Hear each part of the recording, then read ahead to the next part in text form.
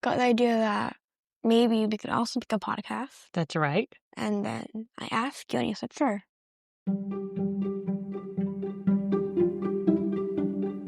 Welcome to Curious World History. This is our first mini episode. Yeah. What are we going to talk about today, Albert? How we make our episodes. That's right. So why don't we start by telling everybody how we got into this? Yeah. Okay. So, where were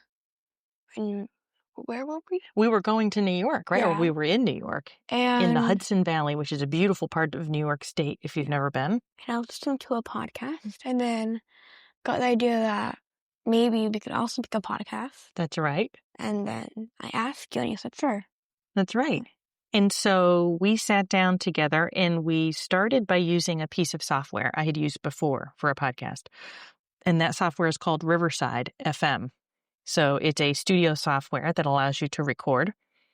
And in the beginning, we didn't have special mics or anything, right? We now have mics that we got from, do you remember the name of the company? Sweetwater. That's right, Sweetwater.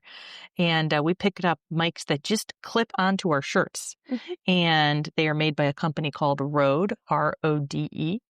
And those mics are really easy to use. Literally, you just charge them with plug them into the wall, and then you clip them on your lapel and you plug a piece into your computer and you're ready to go. Mm-hmm. And so we use Riverside, and then we take the recording after we've edited it, which you edited and selected the music for the first one, mm-hmm. right? And we've used that ever since. And then we put it into something. I may edit some more. That's right. We edit some more. And then we put it into Podbean, which distributes it to all of the places that we want our podcasts to go. And then Podbean also gave us a website as part of it. Yeah. And then we created a merch shop with Printful.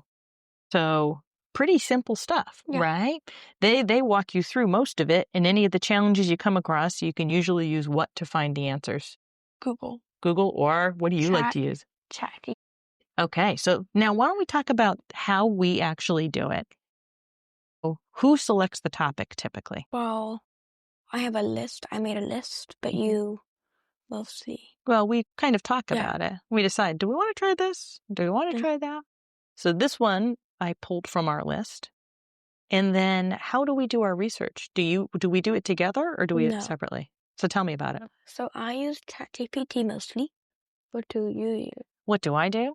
So I use a combination. So when I use ChatGPT, I'm very careful about using it because it doesn't always use sources that I think are good sources, and it doesn't always tell me the truth. So what I do is I go to websites that I trust. So websites that are either important news websites that have professional journalists that have to use multiple sources and validate all their findings. Or I use a museum website. Like for our D-Day podcast, I use the Eisenhower Presidential Library. Mm-hmm. And I use the Library of Congress sometimes. Yeah. And like for the Harriet Tubman website, there's a museum dedicated to her, and there's the National Park Service as well, which has a lot of information about her. And in D-Day, if you hear some voices in the background. That's right. We're still at the hotel. Yeah. And we're next to the lobby. That's right. So sometimes we can record in a quiet place, like at home. Like at the attic.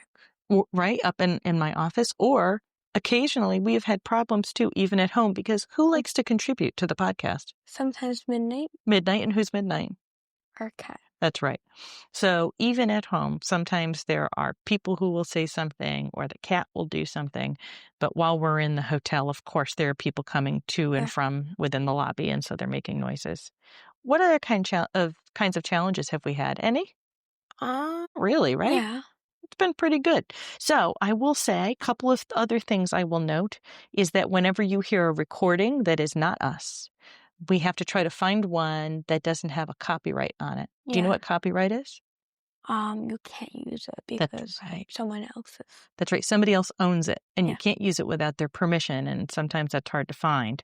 But we go to special places and try to find things that don't have a copyright on them. And then once it's out, everybody can listen to it.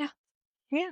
So this has been fun. I wanted to say thank you for sharing how we make the podcast with everybody. Mm-hmm. And thanks for doing this. You're welcome. This is Curious World History.